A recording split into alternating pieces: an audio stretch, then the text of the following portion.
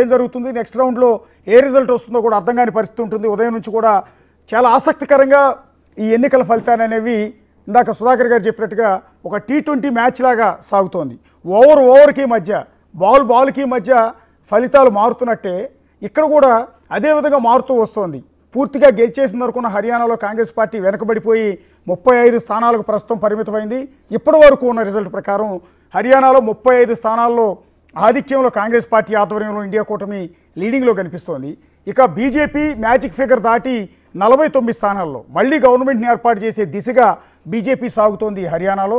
INLD 2 స్థానాలకు పరిమితమైంది. వాస్తవానికి 3 స్థానాలకి కాస్త పెరిగిందనుకున్న క్రమంలో అది 2 స్థానాలకు పరిమితమైంది. ఇండిపెండెంట్లు 4 స్థానాల్లో లీడింగ్లో ఉన్నారు. ఇక జమ్మూ కాశ్మీర్కి వద్దాం. జమ్మూ కాశ్మీర్లో మ్యాజిక్ ఫిగర్ దాటి 50 స్థానాలు కూడా దాటి చాలా బలంగా కల్పించిన ఇండియా కూటమి కాస్త గత 5వ రౌండ్ నుంచి కొంత వెనకబడుతూ వస్తుంది. ప్రస్తుతం ఇండియా కూటమి 47 స్థానాల్లో ఆధిక్యంలో ఉంది.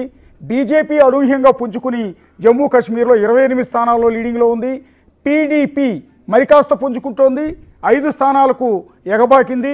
ఇండిపెండెంట్లు జమ్మూ కాశ్మీర్లో ఇండిపెండెంట్లు ప్రస్తుతం 10 స్థానాల్లో లీడింగ్లో ఉన్నారు. అందువల్ల జమ్మూ కాశ్మీర్ రిజల్ట్ ప్రస్తుతానికి ఆ రాష్ట్రం ఇండియా కూటమిదే అని చెప్పడానికి కూడా లేకుండా ఉంది. ఇంతకుముందు వరకు లాస్ట్ రౌండ్ వరకు లేకపోతే ఒక 15 మినిట్స్ బ్యాక్ వరకు చాలా కాన్ఫిడెన్స్గా చెప్పాము. మేము కూడా చాలా కాన్ఫిడెంట్గా చెప్పాము ఖచ్చితంగా అక్కడ ఇండియా కూటమి ప్రభుత్వాన్ని ఏర్పాటు చేస్తుంది అని. కానీ ప్రస్తుతం ఉన్న రిజల్ట్ ప్రకారం 47 స్థానాలకు తన ఆధిక్యతను తగ్గిపోయింది. ప్రస్తుతం 49 స్థానాలకు మళ్ళీ పెరిగింది.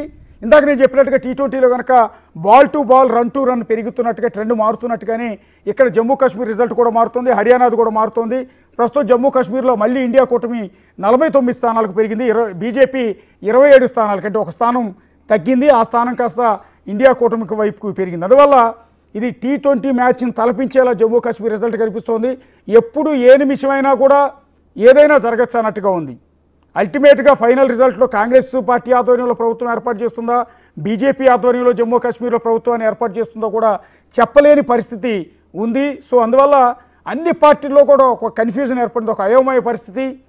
కొన్ని పార్టీలు ఆందోళనకరమైన పరిస్థితి ఏర్పడుతుంది. ఎవరికి కూడా ఏం అర్థం కాని సిచ్యువేషన్ ప్రస్తుతం కొనసాగుతుంది. సో మినిట్ అప్డేట్ అంతా కూడా మేము అందిస్తున్నాం. మరి కాసేపట్లో హైదరాబాద్లో ఉన్న బీజేపీ ఆఫీస్ దగ్గరికి, ఒకసారి ఢిల్లీలో ఉన్న బీజేపీ ఆఫీస్ దగ్గర కూడా వెళ్దాం. అక్కడ సిచ్యువేషన్ ఏంటో కూడా చూద్దాం. ప్రస్తుతం నాతో పాటు సీనియర్ ప్రెజెంటర్ సుమతి గారు నాతో పాటు జాయిన్ అవుతూ ఉన్నారు. అలాగే గిడుగు రుద్రరాజు గారు CWC మెంబర్, మొన్నటి వరకు ఆంధ్రప్రదేశ్ PCC చీఫ్గా పనిచేస్తున్నారు. అలాగే సుధాకర్ గారు సీనియర్ జర్నలిస్ట్, ఆయన ఆల్రెడీ మనతో పాటే ఉన్నారు. సో సుమతి గారు కంటిన్యూ. రైట్, ఇప్పుడు రుద్రరాజు గారు మీతో స్టార్ట్ చేస్తాను. ఇప్పుడు ముందు అనుకున్నట్టు ఎగ్జిట్ పోల్స్ అన్నీ కూడా డిఫరెంట్ అయిపోయాయి, మొత్తం అంతా కూడా ఉల్టా పుల్టా అయిపోయింది.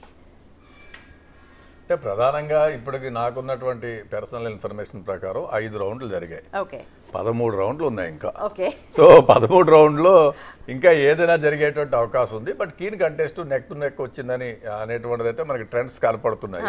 బట్ ఐఎమ్ ఆఫ్ కాన్ఫిడెంట్ డెఫినెట్గా హర్యానాలో అడ్వాంటేజ్లోనే ఉంటుంది కాంగ్రెస్ పార్టీ అనేటువంటిది ఒకటి. ఎందుకంటే అక్కడ ప్రధానమైనటువంటి రైతుల సమస్య, రైతుల మీద జరిగినటువంటి లాఠీ చార్జీలు, అది అగ్నివీరికి సంబంధించినటువంటి సమస్య.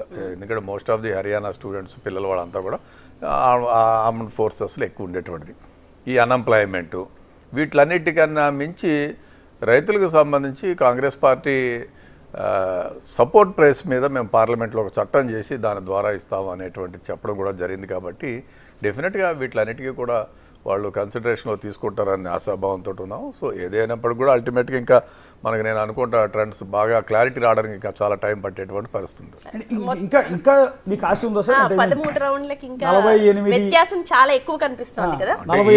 ఈ ఫిగర్స్లో ఉండేటువంటి వ్యత్యాసానికి అక్కడ ఉండేటువంటి రౌండ్కి ఉండేదానికి కొంచెం తక్కువ ఉన్నా కూడా అలాగే అనిపిస్తూ ఉంటుంది. పూర్వం ఏం చేసేవారంటే అన్ని కలిపి ఒక దాంట్లో వేసి బ్యాలెట్ ఉన్నప్పుడు చేసేటప్పుడు మిక్స్ ఉండేది. ఇప్పుడు ఎవరి ఏరియాలో ఎవరు స్ట్రాంగ్ ఉంటాయి ఆ హోల్డ్స్ని బట్టి రౌండ్స్ని ఉంటాయి అన్నమాట. ఓవరాల్గా మనం సపోజ్ ఎన్ని టేబుల్స్ వేసారని బట్టి దాన్ని బట్టి ఉంటూ ఉంటాయి. బట్ ఓకే, ఏదైనా అల్టిమేట్గా ప్రజాస్వామ్యంలో అంతిమ తీర్పు ప్రజలదే ఉంటుంది. బట్ మనం కన్సిడరబుల్గా జమ్మూ కాశ్మీర్ని తీసుకున్నప్పుడు జమ్మూ కాశ్మీర్కి సంబంధించి భారతీయ జనతా పార్టీ చాలా ఏళ్ల తర్వాత ఎన్నికలు పెట్టింది. స్వాతంత్రం వచ్చిన తర్వాత ఈ దేశంలో అనేక రాష్ట్రాలకి, కేంద్రపాలిత ప్రాంతాలకి రాష్ట్రాలుగా అవకాశం ఇచ్చింది. లేకపోతే రాష్ట్రాలను పెంచడం జరిగింది. కానీ ఫస్ట్ టైం రాష్ట్రంగా ఉన్నటువంటి జమ్మూ కాశ్మీర్ని కేంద్రపాలిత ప్రాంతంగా చేసినటువంటి ఒక పెక్యులర్ సిచ్యువేషన్ మనం జమ్మూ కాశ్మీర్లో చూస్తాం. సో అక్కడ ఆర్టికల్ 370 తర్వాత జరిగినటువంటి ఆర్టికల్ 370 రద్దు తర్వాత జరుగుతున్నటువంటి ఎన్నిక 35A అనేటువంటిది ఒక దాన్ని కొత్తగా యాడ్ చేసి దాని ద్వారా కేంద్ర ప్రభుత్వం హోమ్ మినిస్ట్రీ నుంచి లెఫ్టినెంట్ గవర్నర్కి విపరీతమైనటువంటి అధికారాలు ఇవ్వడం మనం చూసాం. 4 రోజుల క్రితం 4 ఎమ్మెల్యేలను కూడా నామినేట్ చేయొచ్చు అని చెప్పారు. ఎక్కడ లేనటువంటి కొత్త సిచ్యువేషన్ తీసుకొచ్చినటువంటి పరిస్థితి. సో వీటిలన్నింటినీ మనం జరిగేటువంటి ఎన్నికల్లో చాలా సూక్ష్మంగా కన్సిడర్ చేయవలసి ఉంటుంది. సో ఏది ఏమైనప్పుడు కూడా యాజ్ ఎ మేజర్ పొలిటికల్ పార్టీగా హర్యానాలో ఫస్ట్ టైం 1-on-1 ఎలక్షన్ చేసింది కాంగ్రెస్ పార్టీ బీజేపీతో. అక్కడ మాకేం పోలీ అలయన్సెస్ కానీ అవి లేకుండా ఒక CPI-Mకి మాత్రం ఒక సీట్ ఇవ్వడం జరిగింది. మిగిలిన ఇతర రాజకీయ పార్టీలతోటి కలిసి కూటమిగా కంటెస్ట్ చేయనటువంటి పరిస్థితి. అఫ్కోర్స్ జమ్మూ కాశ్మీర్లో గతంలో ఉన్నటువంటి నేషనల్ కాన్ఫరెన్స్ కాంగ్రెస్ కలిసి పోటీ చేశాయి. డెఫినెట్గా అనుకున్న ప్రకారమే జమ్మూ కాశ్మీర్ అడ్వాంటేజ్లో ఉండేటువంటి పరిస్థితిలో ఉంటుంది. సో ప్రధానమైనటువంటి అంశాలన్నింటినీ చూసి తర్వాత ఇంకా మనం 2 hours తర్వాత దీన్ని అనలైజ్ చేసి ఏ విధంగా సరిదిద్దుకోవాలనేటువంటి చూడాలి. త్వరలో జరగబోయేటువంటి మహారాష్ట్ర కానీ జార్ఖండ్ కానీ ఈ ఎన్నికల ఇంపాక్ట్ ఎక్కువగా ఉంటుంది. ఈ 2 రాష్ట్రాల ఎన్నికల తర్వాత మహారాష్ట్ర చాలా కీలకమైనటువంటిది. ఎందుకంటే Mumbai is the financial capital, దాని మీద పడేటువంటి అవకాశం ఉంటుంది. దాని తర్వాత జార్ఖండ్ మీద కూడా పడేటువంటి అవకాశం ఉంటుంది. కాబట్టి పార్టీలు ఎవరైనా లోటుపాట్లు ఉంటే దాన్ని తప్పనిసరిగా సరిదిద్దుకుని ఆ దిశగా అంటే మనం more towards booth management micro poll management ఇవన్నీ చేయవలసినటువంటి అవసరం ఉంటుంది. నేషనల్ లెవెల్లో నేషనల్ పర్స్పెక్టివ్లో పెద్ద లీడర్సు మాస్ మీటింగ్స్ కన్నా కూడా మనం అడ్రస్ చేయవలసింది సాధారణ పౌరుల్ని, కింద ఉన్న వాళ్ళకి బూత్ లెవెల్ మేనేజ్మెంట్ ఎక్కడెక్కడ ఏవైతే డిఫెక్ట్స్ ఉన్నాయో వాటిని రాటిఫై చేసుకోవాల్సిన పరిస్థితి ఉంటుంది. సో గెలవడం ఓడడం అనేటువంటిది రాజకీయ పార్టీకి సర్వసాధారణం. 10 సంవత్సరాలుగా కాంగ్రెస్ పార్టీ అనేక చోట్ల ఓడినటువంటి పరిస్థితి. డెఫినెట్గా అదే పెద్ద ఈసారి అలా ఉండదు, భిన్నంగా ఉంటుందని కదండి ఎక్స్పెక్టేషన్. యూజువల్గా మనం హర్యానా రాహుల్ గాంధీ అన్నట్టుగా చూసారు ఈ 2 రాష్ట్రాల ఎన్నికలు. డెఫినెట్గా మోడీయా రాహుల్ గాంధీ అన్నప్పుడు మోడీ దగ్గర ప్రధానమంత్రి ఉన్నాడు, అమిత్ షా ఉన్నాడు, ఏజెన్సీస్ ఉన్నాయి, ఏ విధంగా ఉపయోగిస్తున్నారో మనన్నీ చూస్తూనే ఉన్నాం. ఈ రాష్ట్రంలో ఏం చేశారు ఎదురు చూసింది కదండి. ఈ 2 రాష్ట్రాల్లో కాంగ్రెస్ పార్టీ మళ్ళీ పికప్ అయితే వచ్చే పార్లమెంట్ ఎన్నికల్లో మళ్ళీ రాహుల్ గాంధీ పీఎం అవుతాడు, బీజేపీ ఆధిపత్యానికి అడ్డుకట్టబడుతుందని ఎక్స్పెక్ట్ చేశారు. అందుకని ఆ 2 రాష్ట్రాలు ఇంత ఇంట్రెస్టింగ్ గా గమనిస్తున్నారు దేశం అంతా. డెఫినెట్ గా పెరగాలి. ఎందుకంటే పార్లమెంట్లో జరిగిన ఎన్నికలు చూసుకున్నప్పుడు లాస్ట్ టైం 10 out of 10 ఉండేవి బీజేపీకి. మొన్న 5 దాకా కాంగ్రెస్ వచ్చింది కదా.